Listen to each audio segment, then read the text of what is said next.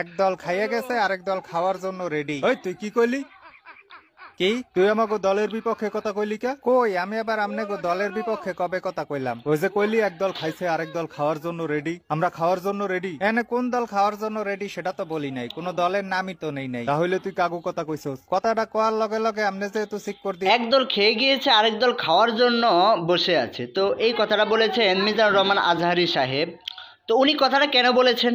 যে উনি এখন বর্তমান সময়ে যে আপনারা দেখতে পাচ্ছেন ফখরুল সাহেবের যে সমস্ত কথাবার্তা ইসলামের সাথে এবং হচ্ছে যে মানে ইয়ার সাথে, নির্বাচনের সাথে, দলের সাথে কোনো সম্পর্ক নেই, তাহলে কার সাথে সম্পর্ক রয়েছে?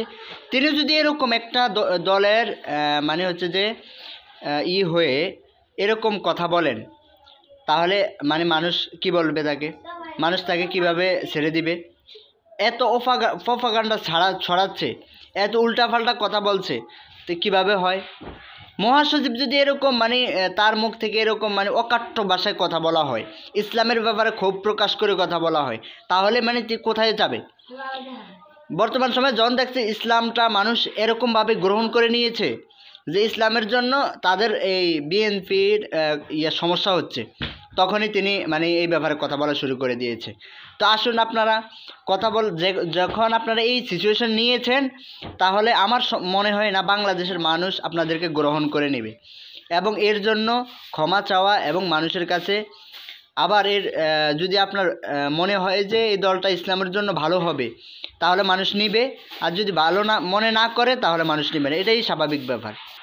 ফেসিবাদ বাংলাদেশ থেকে যাওয়ার পর থেকে যেই দলটাকে মানুষ বেশি প্রাধান্য দিয়েছে, এখন বর্তমান সময়ে ওই দলটাকে সবচেয়ে বেশি ঘৃণার নজর মানুষ দেখছে, শুধুমাত্র একটা কারণেই।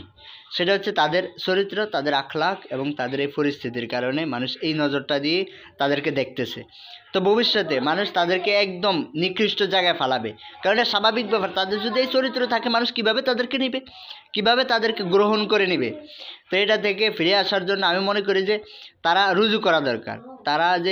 তারা মানে যেটা ইসলাম নিয়ে দেশটা পরিচালিত হবে, ইসলামের দ্বারা ভালো হবে, এটা করা দরকার।